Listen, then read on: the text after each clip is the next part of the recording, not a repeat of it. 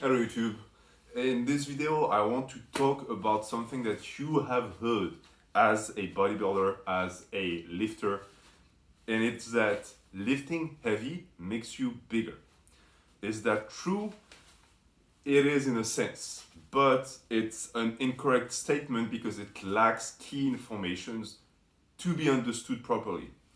So basically, the idea behind the statement is that because mass moves mass, the more your muscle grows, the more it can move weights. It's correct. The issue is that it's not taking into consideration the leverages. Leverages are more important than muscle size for strength. You can have some skinny dude deadlifting 600 pounds because his leverages allow his muscles to produce the maximum amount of strength in a certain angle, whereas you might have bigger muscles but worse leverages or worse technique, which is going to disallow you to move as much weight. A perfect example of that is the deadlift. If you had someone, which doesn't exist, but if you had someone who had arms that go way past their knees when they're standing up, that person would be a world record holder. Why? Because the range of motion would be so short that the angle of the pull, especially if they pulled sumo, would be with a vertical torso, and they would just have to basically squat, do a half squat with the weight up. That person will not need big muscles to do that feat of strength. But if that same person developed bigger muscles, they would be able to lift even more weight. And in a sense, if you are gifted with good leverages in a lift and you add a tiny bit of muscle mass, it's going to be that much more potent than someone with worse leverages who adds a ton more muscle mass, because your leverages basically multiply the strength of your muscles when applied to a bar. I open with that. Why? Because if you're a natural bodybuilder, you might fall into the idea that the stronger you get, the bigger you'll get. And that might not be true.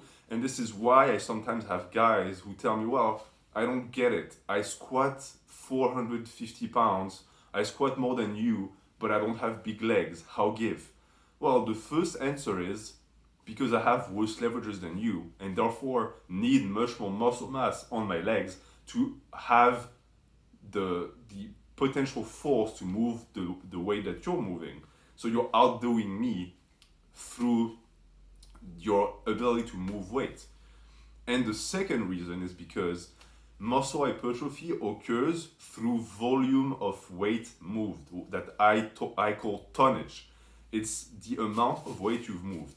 I talked about that before, but if you were able to see the amount of weight that you moved at the end of a workout above your head, the more weight you've moved, the better off you will be for muscle hypertrophy and damage, because you will have damaged the fibers of the muscle much more. So that's why I say that it's always better to do 10 reps with 315 rather than doing 2 reps with 350.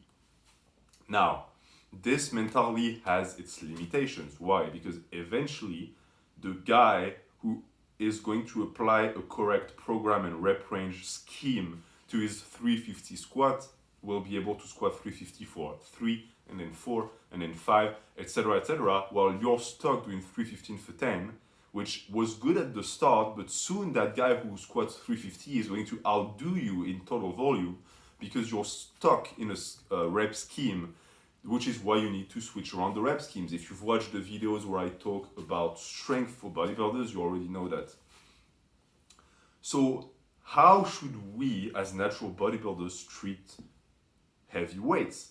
What is our relationship with heavy weights? Well, we should be seeking heavy weights in whatever rep ranges we want to stimulate the growth of the muscle. This is how you should be thinking about it. For example, for me, heavy weight for me on the squat might not be heavy weight for you.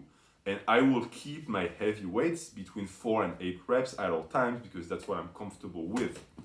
You might be very comfortable doing a 1 rep max, and if that's the case, it's all good.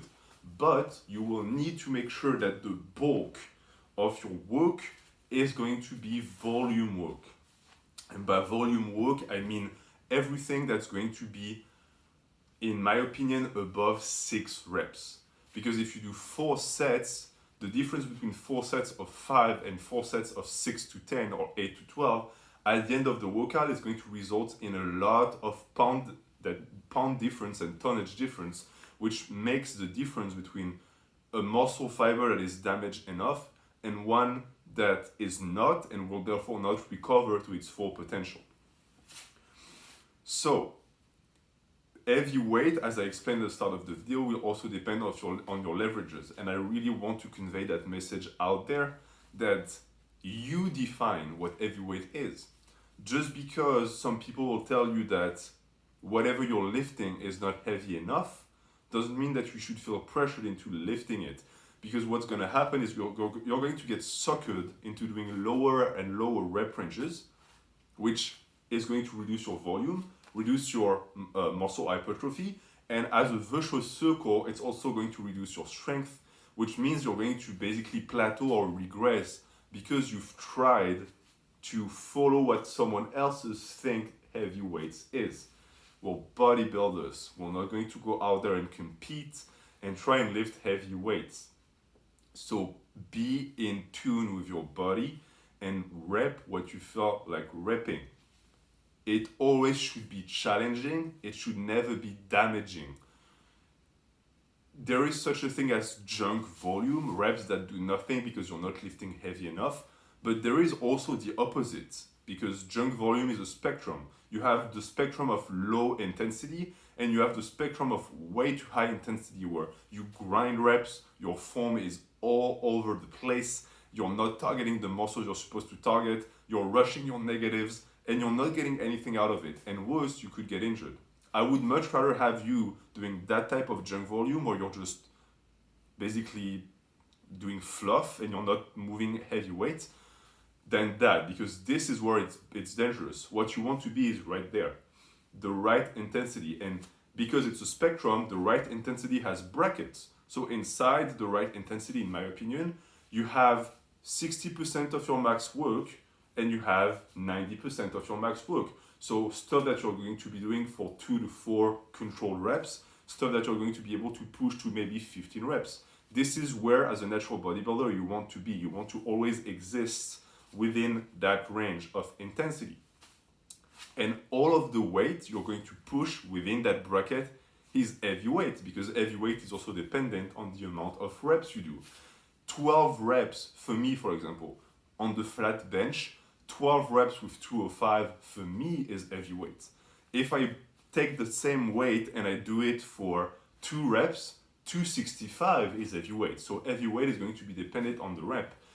And even deeper than that, if you superset it, if it's deep within the workout, the definition of what heavy weight is also changes. Same example, for me, 185 close grip bench for 10 is heavy weight. Why? Because I do it at the very end of my workout when I'm already burnt out. If I did it as an opener, maybe 215 or 205 for 10, it would be heavy weight. So it's all depending on what you want it to do to your muscles. This is it for the video. If there are any points that I think weren't clear enough, please let me know in the comments. I would love to discuss it with you guys. And tell me what you think about when you think about heavy weight, whether you're a bodybuilder or something else. I'd like to exchange. Thank you for watching that video and have a good day.